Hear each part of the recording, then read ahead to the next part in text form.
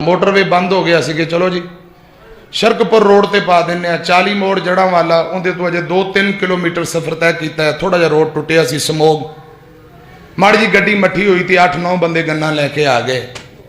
कोई लंबी गल नहीं मुख्तसर किस्सा कहानी है जे जेड़ा दुख अजमैश परेशानी साड़ी किस्मत लिखी सी वो आ गई। अल्लाह पाक ने सबर दिता है, रब होर सबर दी तौफीक दे। गन पॉइंट मेरे थोड़ा शीशा डाउन सी गन अंदर करके गर्दन ते मोढियां ते हुजा मारते रहे कड्डो जो कुछ है। कोई राडो घड़ी सी हाथ अंदर जुमा पढ़ाया मेरे गुट ते बन्नी सी।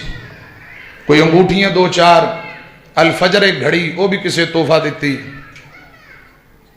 मोबाइल फोन 1,80,000 रुपये नकद सी।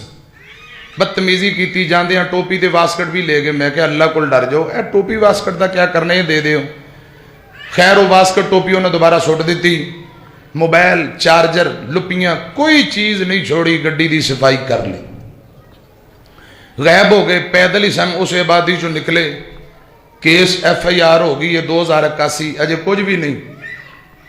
तुसी दुआ करो अल्लाह पाक उन्होंने जालमां नूं कैफरी किरदार तक पहुंचाए। तकरीबन 5.5-6 लाख रुपए का नुकसान। 2013 तो मोबाइल जो चेंज मैं करता सी डाटा दूसरे मोबाइल उन्होंने सेव कर लेना। 11-12 साल का मुकम्मल जो डाटा 10 साल पिछले ते जे जिंदगी रही आने वाले 10 सालों के या बयान मुस्तकबिल दे सब डाटा मेरे कोल सी। ओ मोबाइल फोन भी ले गए डाटा भी चला गया। समझो अल्लाह पाक ने जिंदगी बचा ली। दोबारा आगाज होया। अल्लाह पाक मदद फरमाए।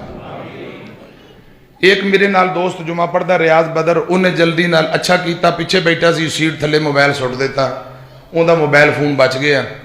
खैर उतों निकले फिर पेट्रोलिंग पुलिस नूं मिले दरखास्त दी लिखवाया तो लाइटां लूटां बाल के समान वो सारा बिखर गया। कागजात वगैरह जरूरी कोई ले गए कोई छोड़ गए तो मोबाइल उत्थे लभ गए। कहने लगे कारी साहब मेरा मोबाइल फोन पे है। फिर इतलावां दित्तियां राबते हुए स्मोक बड़ी। फजर की नमाज मैं बाजमात तौहीदगंज आके पढ़ी उस दिन।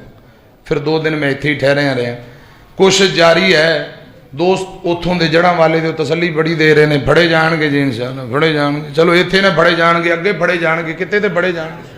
कोई दुआ करो अल्लाह पाक उलमा की हिफाजत फरमाए।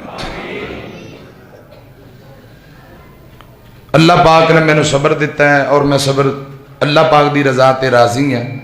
अजमैशा दुख तकलीफा बड़िया बड़िया इहदे नालों वध के भी जिंदगी च आईयां ने। ये आउंदियां रहणगियां। जे दुनिया है जन्नत नहीं। जन्नत अंदर कोई दुख नहीं आना। दुनिया ते दुख आने ही आने ने। ते अल्लाह करे इन दुख परेशानी अजमैश के बदले अल्लाह सानू अजर